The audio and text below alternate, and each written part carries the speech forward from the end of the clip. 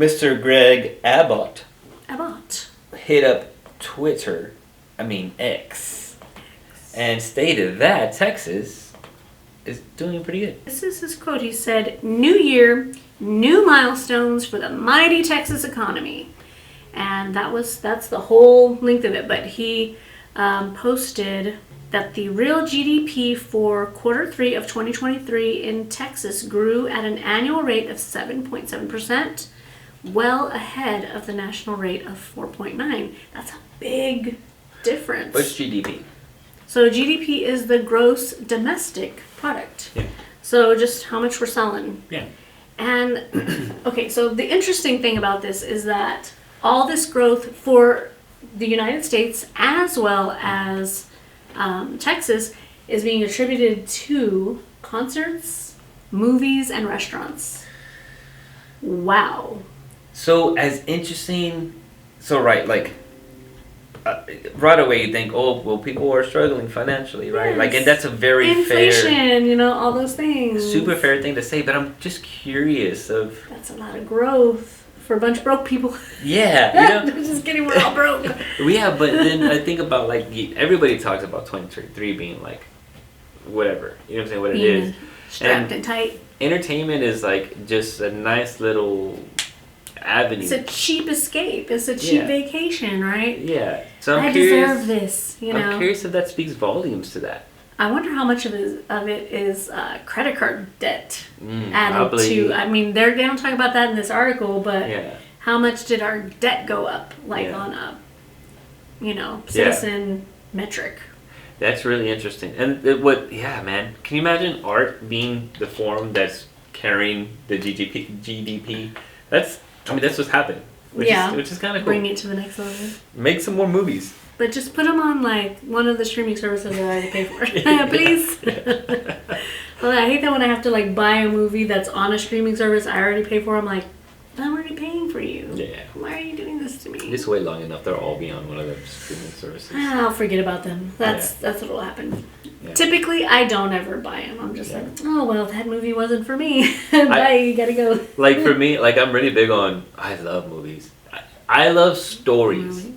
You know what I'm saying? I love a good story. So if you, for example, what's that movie that came out? Oppenheimer, right? Oh yeah, that was good. Yeah, but the thing is, it's not only a good story.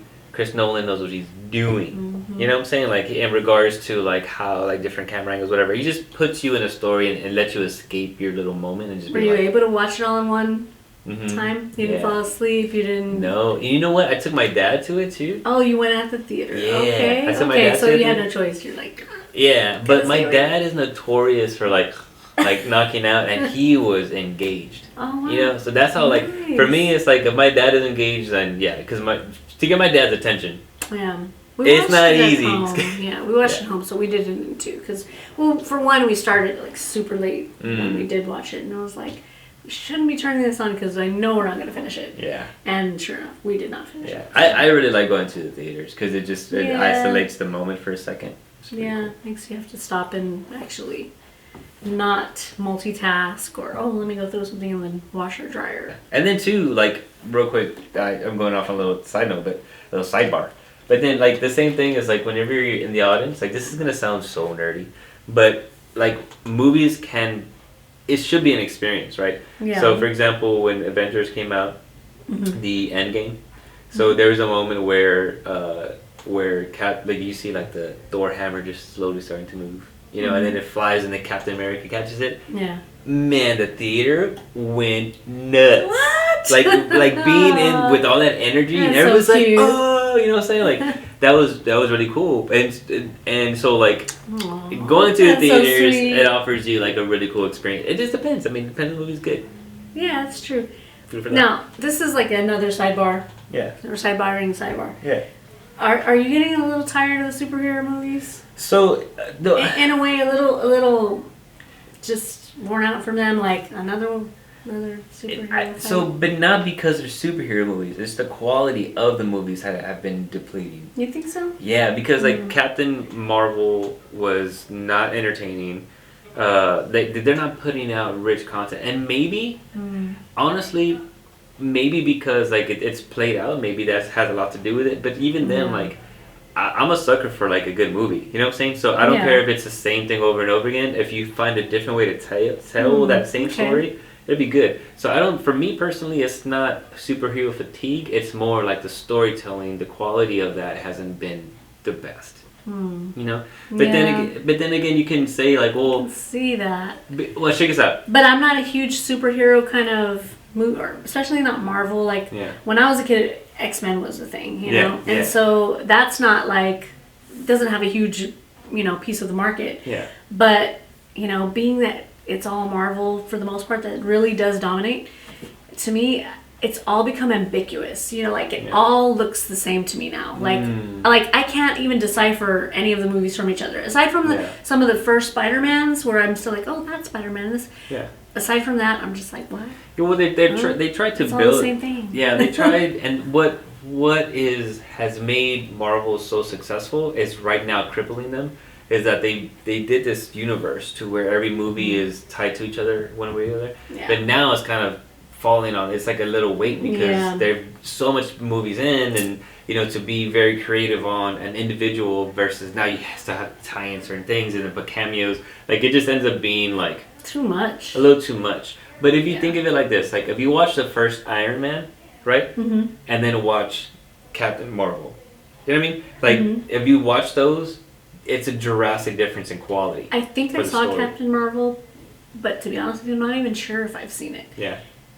But that says something in and of itself, like how unimportant or kind of just like blasé it became. Yeah, you know, like it's just like whatever.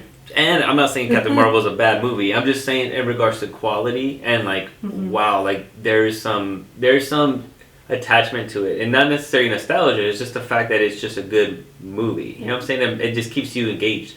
Versus you know, so the more recent movies are having trouble doing that. You know, however. X-Men is coming to... Oh, really? Yeah. Ooh. Yeah, and Deadpool is supposed to bring them all in.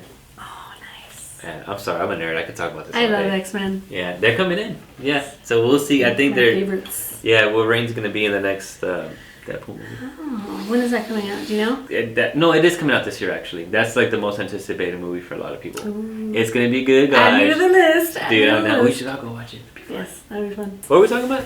I don't know. What were we talking about? I think that we were talking about Greg Abbott and how much he's proud of our state. And you know what? We should all be proud of our state because we are dominating the rest of the states. And I know I just talked about being, you know, world perspective and whatnot.